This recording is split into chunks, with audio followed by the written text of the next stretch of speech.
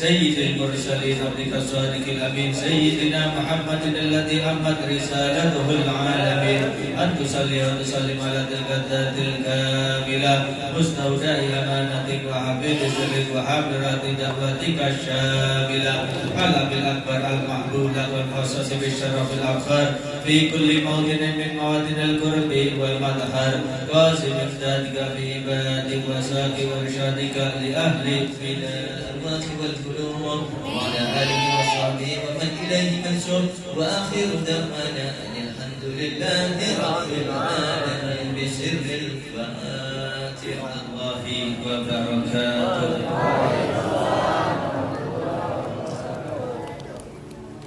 بسم الله الرحمن الرحيم. الحمد لله الذي أكرمنا وشرفنا بسيدنا ومولانا محمد. الحمد لله الذي رفع قدرنا بسيدنا ومولانا محمد.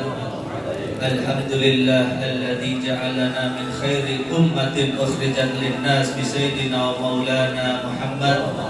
اللهم صل وسلم وبارك وكرم وأقدم على سيدنا ومولانا محمد طب القلوب ودواعيها وعافية الأبدان وشفائها ونور الأبصار وضيائها وقوت الأرواح وغذائها وعلى آله وصحبه وبارك وسلم أجمعين.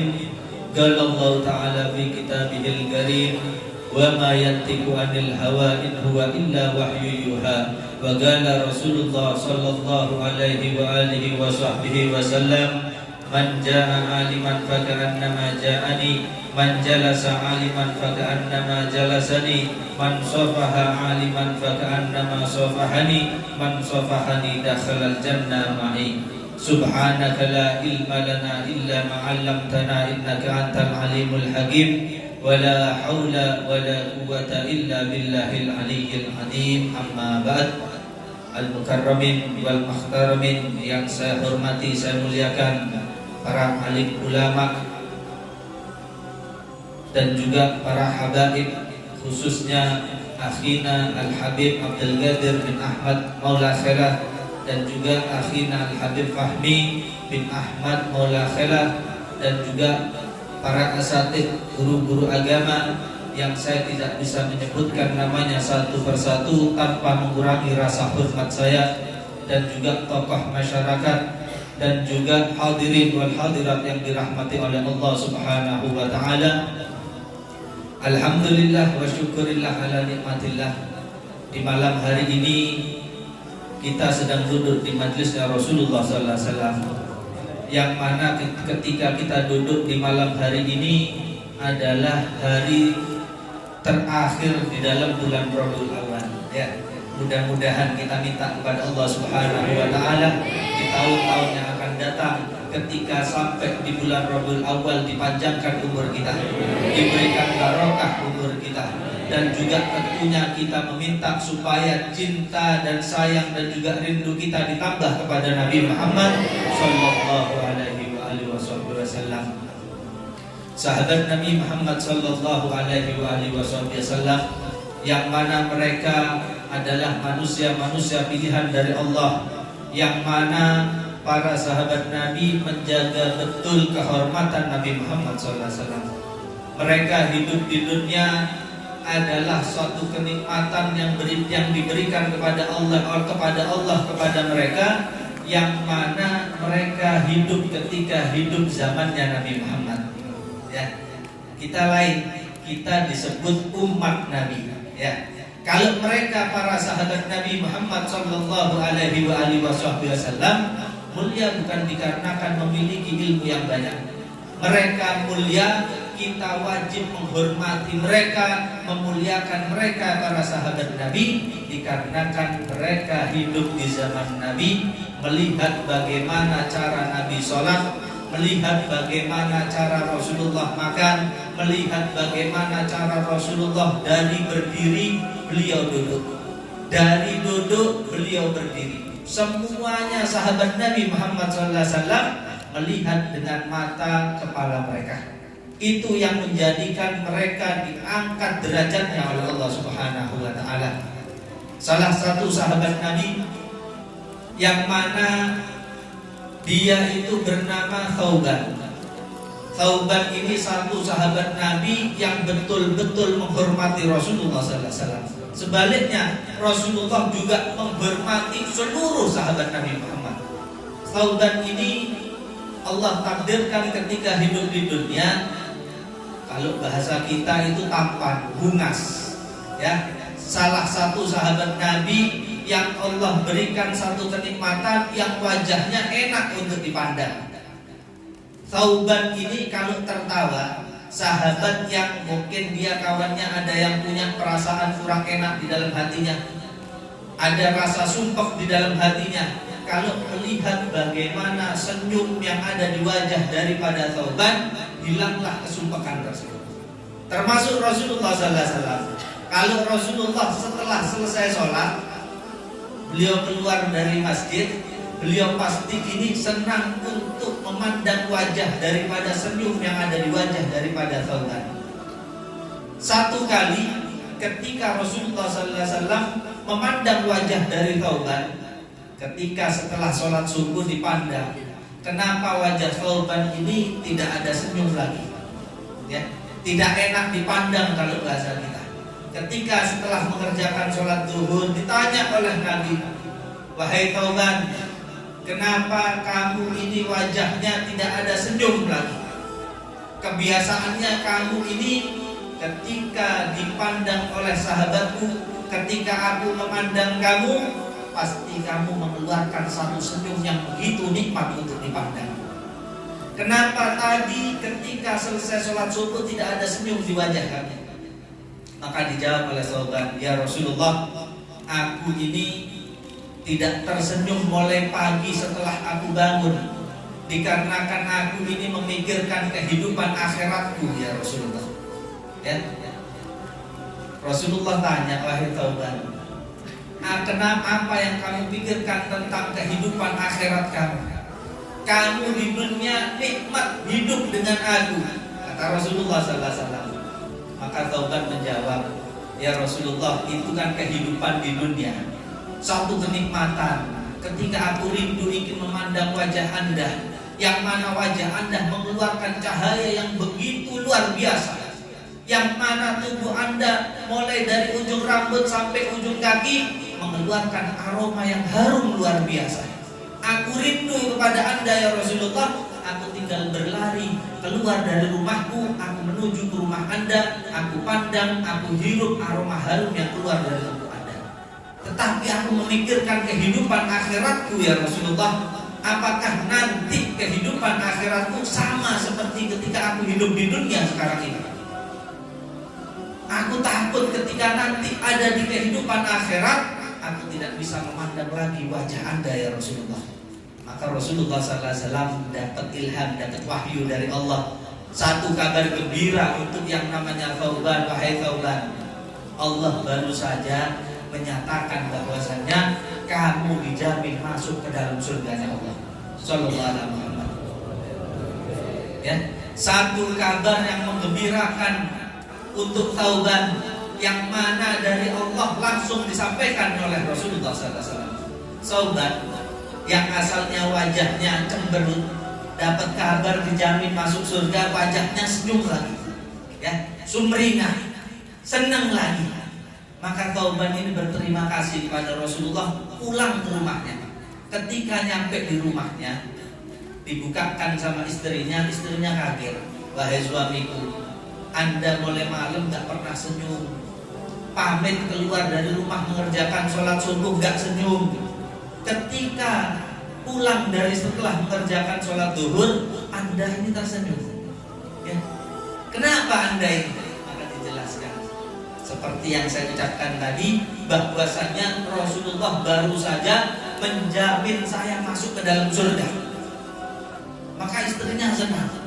Istrinya berucap kepada suaminya, wahai suamiku, kalau kamu ini masuk ke dalam surga, tentu aku istri kamu pasti kamu ajak masuk ke dalam surga, ya. Nah itulah, kalau suaminya soleh, istrinya pasti diajak masuk ke dalam surga. Istrinya juga gembira. Karena apa? Yang jamin adalah Rasulullah, ya. Maka ketika istrinya gembira, terlintas di dalam pikiran sang istri itu, keluar dari mulutnya, wahai suamiku, surga kan banyak. Surga kan yang banyak jumlahnya. Yang dimaksud oleh Rasulullah SAW, surga yang mana? Kalau tinggal di dalam surga yang mana tidak ditentukan di dalam surga itu yang ditinggali oleh Rasulullah SAW, percuma wahai suamiku. Maka Thauban mendengar ucapan dari istrinya yang asalnya mulutnya ini tertawa lebar, cemberut lagi. Betul juga yang diucapkan oleh Rasulullah setelah keluar dari masjid, diucapkan, wahai Thauban, kenapa lagi wahai Thauban? Tadi kan sudah dijamin oleh Allah bakal masuk ke dalam surga. Kamu tertawa, kamu senang. Sekarang kenapa kamu ini cemberut lagi wahai Thauban? Maka dikisahkan, istriku bilang, ya Rasulullah, yang Anda maksud ini surga yang mana ya Rasulullah? Surga yang banyak. Percuma aku masuk di dalam surga kalau surga itu bukan yang Anda tempati ya Rasulullah sallallahu alaihi wasallam. Allahumma shalli wa sallim wa barik alaihi. Ketika Rasulullah dapat jawaban yang begitu ikhlas dari Thauban, ternyata Thauban ini tidak mau masuk di dalam surga meskipun kenikmatan-kenikmatan yang sungguh luar biasa yang ada di dalam surga. Maka Rasulullah dapat kabar lagi, yang mana Allah menyatakan nanti Thauban pasti bakal masuk di dalam surga, yang mana surga itu ditinggali oleh Rasulullah sallallahu alaihi wasallam. Ya, kecintaan yang sungguh luar biasa antara Rasulullah dengan sahabat beliau. Rasulullah menunjukkan cintanya kepada sahabatnya, sebaliknya sahabat Nabi beratus-ratus kali lipat membalas rasa cinta kepada Rasulullah sallallahu alaihi wasallam. Dan Nabi Muhammad sallallahu alaihi wasallam, maaf, tidak membeda-bedakan antara sahabat yang tinggi, yang sugih, yang pendek, yang miskin, yang putih, yang hitam. Apapun keadaan sahabat Nabi Muhammad sallallahu alaihi wasallam, semuanya dicintai oleh Nabi Muhammad. Salah satu sahabat Nabi, yang mana satu sahabat ini betul-betul istimewa ada di dalam hati Nabi Muhammad. Ya, salah satu sahabat Nabi yang mana dia ini bernama Abdullah bin Mas'ud. Salah satu sahabat Nabi namanya Abdullah bin Mas'ud, yang mana Abdullah bin Mas'ud ini begitu dibela oleh Nabi Muhammad, begitu dicintai, begitu diistimewakan oleh Nabi Muhammad SAW. Karena apa? Dikarenakan Sayyidina Abdullah bin Mas'ud, maaf, memiliki kekurangan daripada tinggi badan beliau. Badannya pendek, ya, tidak seperti ukuran manusia-manusia yang normal. Abdullah bin Mas'ud ini begitu disayangi oleh Rasulullah. Bahkan ketika beliau ini meminta izin, ya Rasulullah, aku ingin ikut berperang dengan Anda ya Rasulullah, ditolak oleh Rasulullah. Jangan wahai Abdullah, kamu tidak boleh ikut dalam peperangan. Rasulullah melarang bukan karena apa? Dikarenakan Rasulullah memikirkan bagaimana keadaan daripada Abdullah bin Mas'ud. Kalau seandainya dia di tengah-tengah medan pertempuran, Orang-orang kafir naik kuda yang begitu besar, ukuran badan beliau pendek. Takut Rasulullah SAW badan yang kecil itu diinjak-injak oleh kaki-kaki daripada kuda daripada orang-orang kafir. Tidak diizinkan oleh Rasulullah SAW. Bahkan Sayyidina Abdullah bin Mas'ud ini adalah satu sahabat Nabi yang berani membaca Al-Quran secara lantang. Dijelaskan bagaimana cara membaca Al-Quran. Ketika Sayyidina Abdullah bin Mas'ud ini membaca Al-Quran dengan suara yang keras di hadapan orang-orang pemuka-pemuka daripada pemimpin orang-orang kafir, marah pemimpin orang-orang kafir itu. Ketika tahu Abdullah bin Mas'ud ukurannya kecil tetapi memiliki nyali yang sungguh luar biasa, berani baca Al-Quran secara terang-terangan di samping Ka'bah, di depan pemuka daripada orang-orang kafir. Waktu itu yang mendengar adalah Abu Jahal. Abu Jahal ini ketika mendengar bahwasanya Abdullah bin Mas'ud berani menyuarakan kalimat Al-Quran di hadapan dia dengan suara yang lantang, Abu Jahal ini langsung mendekati Abdullah bin Mas'ud. Ketika didekati, Abu Jahal ini gak ngomong apapun, langsung dipukul, langsung ditampar daripada pipi kanan daripada Sayyidina Abdullah bin Mas'ud. Satu kali tampar, robek daun telinganya. Ya, Abdullah bin Mas'ud ukurannya kecil, Abu Jahal ini ukurannya sungguh tinggi luar biasa. Bahkan ada satu riwayat, Abu Jahal kalau naik kuda, ya, kuda Arab, bukan kuda di Indonesia, tingginya benar-benar tinggi. Kalau Abu Jahal ini naik di kuda, kakinya ini kalau diluruskan masih bisa menyentuh tanah. Ya, tinggi luar biasa. Ketika tangan yang besar, ukuran badan yang tinggi, ya, maka memukul daripada pipi dari Abdullah bin Mas'ud yang ukurannya kecil, robek daun telinganya. Ketika robek daun telinga daripada Sayyidina Abdullah bin Mas'ud, berlari menuju kepada Rasulullah sambil kesakitan, bercucuran darah keluar. Maka ketika di hadapan Rasulullah kaget. Wahai Abdullah, siapa yang melakukan ini kepada kamu, wahai Abdullah? Menyakiti kamu sampai robek daun telinga dan bercucuran darah daripada telinga kamu, wahai Abdullah. Maka dibilang, tadi ya Rasulullah, aku baca Al-Quran secara lantang, dipukul oleh Abu Jahal sekali, robek ya Rasulullah. Maka Rasulullah saking berkasih sayangnya kepada sahabatnya, dibuka surban putih Nabi Muhammad, diusap bagian daun telinga yang robek, dibersihkan daripada darah yang keluar daripada telinga Abdullah bin Mas'ud.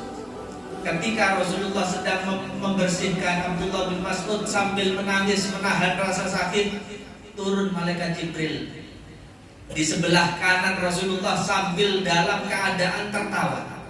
Ya, ada riwayat yang mengatakan tertawa terbahak-bahak. Ya, malaikat Jibril turun kepada Rasulullah, maka Rasulullah mengatakan dengan suara yang tegas, wahai Jibril, apakah kamu tidak melihat bagaimana keadaan daripada Abdullah bin Mas'ud? Dia dalam keadaan kesakitan, tetapi kamu turun kepadaku dalam keadaan tertawa senang. Maka malaikat Jibril mengatakan, ya Rasulullah, nanti ya Rasulullah, ketika perang Badar, Anda akan mengetahui kenapa sekarang saya ini tertawa ya Rasulullah. Ketika terjadi perang Badar, dan perang Badar ini dibenarkan oleh orang-orang Muslim, maka Rasulullah memanggil Abdullah bin Mas'ud. Dipanggil oleh Rasulullah, ta'al ya Abdullah, kemari wahai Abdullah. Kamu ingin berjihad wahai Abdullah? Menjawab dengan rasa bangga, tentu ya Rasulullah, aku ingin berjihad dan Anda tidak pernah mengizinkan aku untuk mengikut perang ya Rasulullah. Maka Rasulullah menyatakan, sekarang di dalam perang Badar ini dimenangkan oleh orang-orang Islam. Kalau kamu mau berjihad, kamu cari orang-orang kafir yang setengah mati, yang masih nafas, kamu bunuh, itu adalah jihad kamu, kata Rasulullah SAW. Ya, orang-orang kafir yang sudah gak berdaya, gak bisa kerja, gak bisa membangunkan badannya, gak bisa jalan, tangannya nggak bisa diangkat oleh Rasulullah, suruh nyari, dibunuh oleh Abdullah bin Mas'ud, pahalanya sama seperti orang yang berjihad. Abdullah bin Mas'ud bangga, wah ini yang mengatakan Rasulullah pasti derajatnya bakal diangkat oleh Allah dikarenakan ikut perang di dalam peperangan Badar. Maka Abdullah bin Mas'ud mengeluarkan pedangnya, dikeluarkan pedangnya, dicari dari badan-badan orang kafir yang masih setengah mati. Ketika dapat, dibunuh, ditusuk dengan pedangnya. Kelihatan satu belum mati, ditusuk oleh Abdullah bin Mas'ud. Sampai ketika Abdullah bin Mas'ud ini melihat satu wajah yang begitu dikenal oleh beliau. Abdullah bin Mas'ud menghentikan langkah kaki beliau dikarenakan rasa takut. Ketika diamati, ternyata itu adalah Abu Jahal. Ya, masih ingat ini. Waktu sekali ketika dipukul masih ingat. Ya, rasanya masih ada, bekasnya juga masih ada. Maka Abdullah bin Mas'ud ini memperhatikan betul-betul. Takut kalau Abu Jahal ini berdiri lalu memukul yang kedua kalinya. Maka diperhatikan, ternyata Abu Jahal ini tidak bisa menggerakkan seluruh badannya kecuali cuma mengedipkan matanya saja. Maka ketika Abdullah bin Mas'ud ini tahu Abu Jahal sudah gak berdaya lagi, maka beliau ini mengambil tombak yang begitu panjang. Beliau ini memberanikan diri berlari, langsung berdiri di atas dada daripada Abu Jahal. Ketika sudah berdiri, di tangannya ada tombak, maka ditancapkan tombak itu dari leher kanan tembus ke leher kiri. Meskipun hakikatnya bukan beliau, tetapi yang menghentikan nafas terakhir daripada Abu Jahal adalah Sayyidina Abdullah bin Mas'ud. Maka Sayyidina Abdullah bin Mas'ud ini ingin membanggakan Rasulullah SAW, ingin menunjukkan bahwasannya beliaulah yang membunuh Abu Jahal. Maka Sayyidina Abdullah bin Mas'ud ini melobangi daun telinga daripada Abu Jahal. Ya, bukan balas dendam gitu ya. Ini niatnya ingin menunjukkan kepada Rasulullah SAW. Dilobangi daun telinganya. Ketika selesai dilobangi, diikat dengan tali. Ketika diikat dengan tali, digeret, diseret. Ternyata Sayyidina Abdullah bin Mas'ud badannya kecil, gak kuat untuk menarik badan jasad daripada Abu Jahal. Maka Sayyidina Abdullah bin Mas'ud ini gak kehabisan akal, diambil pedang, dipotong lehernya. Dipotong lehernya, maka kepalanya saja, ya, layaknya anak kecil yang main mobil-mobilan, ditarik, dikasih tali, ya, ingin menunjukkan kepada Rasulullah SAW.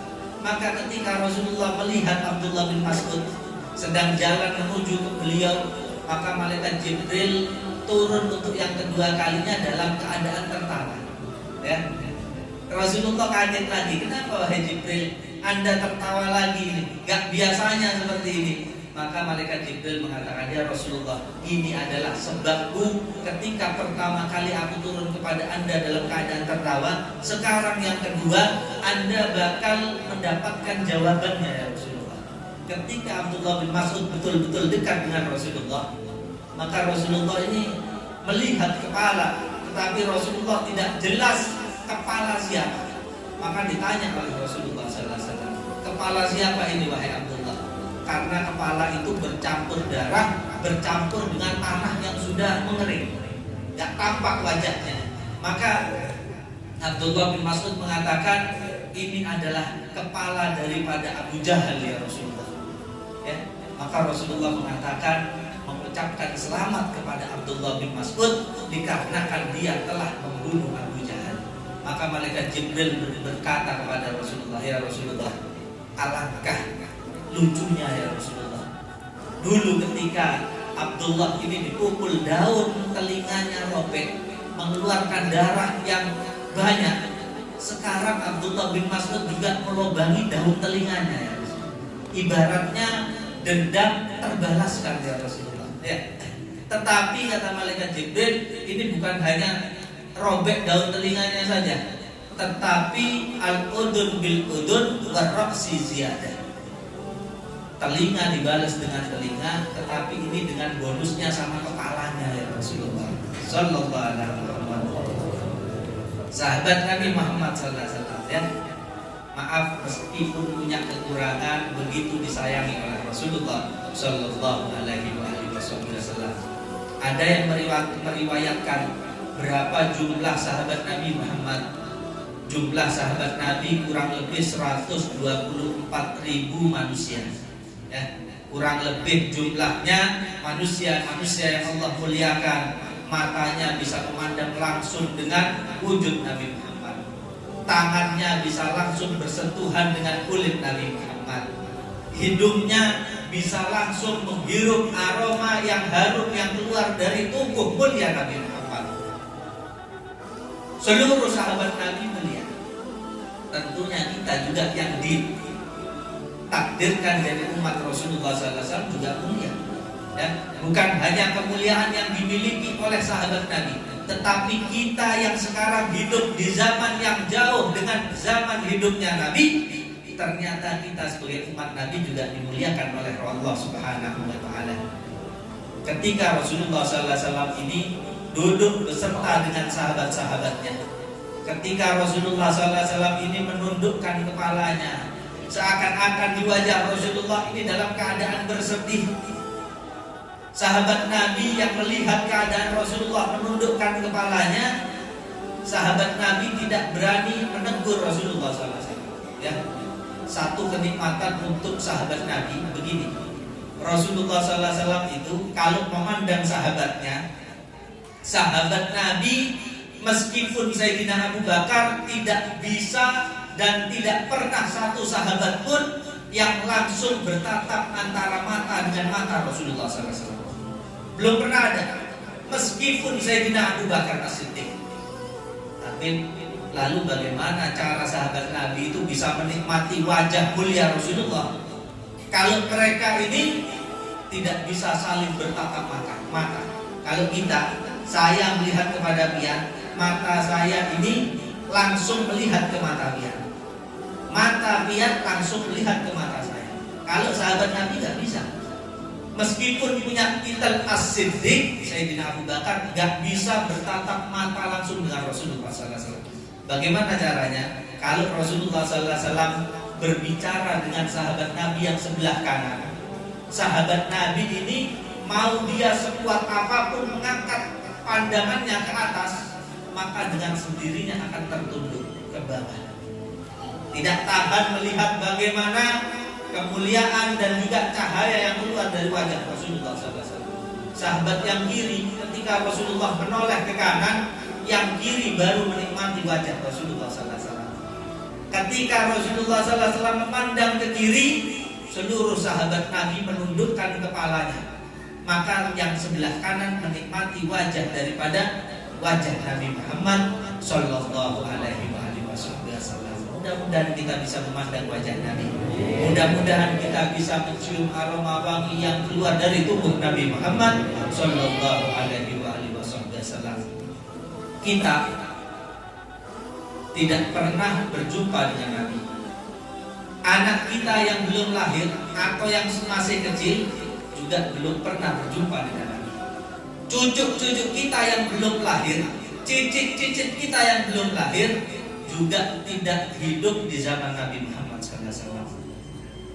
Habib, apakah Rasulullah ini pernah menyebut umatnya kita, anak keturunan kita yang belum lahir ini, apa pernah disebut oleh Rasulullah SAW? Pernah. Satu kali ketika Rasulullah ini berkumpul dengan sahabatnya, Nabi bertanya kepada sahabatnya, wahai sahabat-sahabatku, apakah kalian tahu golongan-golongan yang soleh? Tanya Nabi Muhammad. Nabi bertanya kepada sahabat-sahabatnya, apakah kalian tahu golongan-golongan yang soleh? Golongan-golongan yang mulia, apakah kalian tahu? Sahabat Nabi menjawab, apakah para malaikat ya Rasulullah? Dijawab oleh Nabi, bagaimana tidak mulia para malaikat, sedangkan mereka hidup Allah ciptakan cuma khusus untuk beribadah saja. Tentu mulia para malaikat. Tanya Nabi untuk yang kedua kalinya, wahai sahabatku, apakah kalian tahu golongan-golongan yang soleh, golongan-golongan yang dimuliakan oleh Allah Subhanahu wa Ta'ala? Jawab untuk yang kedua kalinya sahabat Nabi, Apakah para nabi, para rasul ya Rasulullah? Dijawab oleh Nabi, tentu mereka para nabi, para rasul adalah orang manusia pilihan Allah. Mereka mendapat wahyu langsung dari Allah Subhanahu wa taala.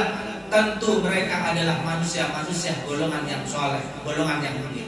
Yang ketiga kalinya Rasulullah bertanya, apakah kalian tahu golongan-golongan yang soleh, golongan-golongan yang mulia? Maka sahabat Nabi menjawab, apakah mungkin kami ya Rasulullah, sahabat Anda ini dimuliakan oleh Allah, dijadikan orang-orang yang soleh oleh Allah? Maka dijawab oleh Nabi, tentu kalian adalah golongan-golongan yang soleh.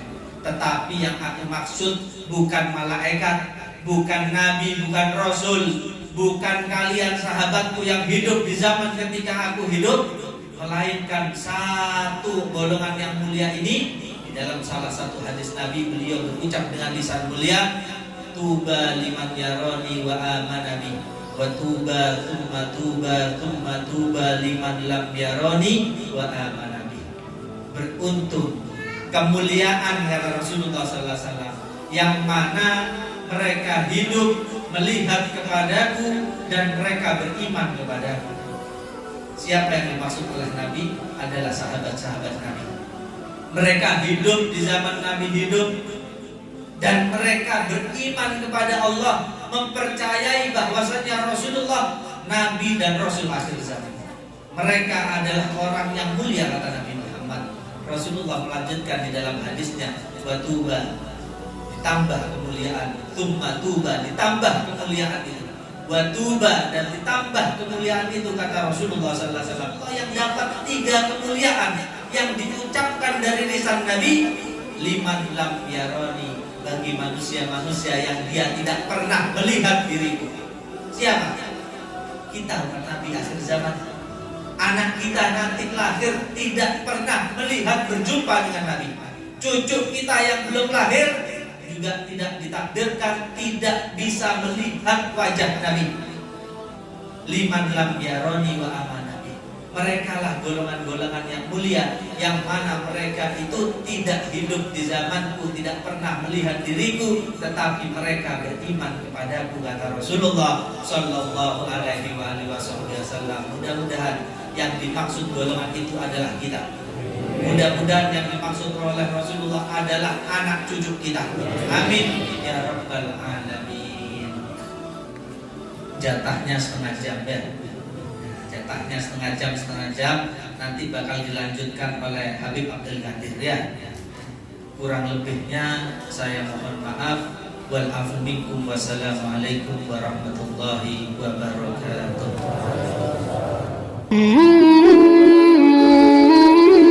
Ini jangan lupa subscribe channel kami ya, biar kamu gak ketinggalan cerita-cerita menarik dari kami.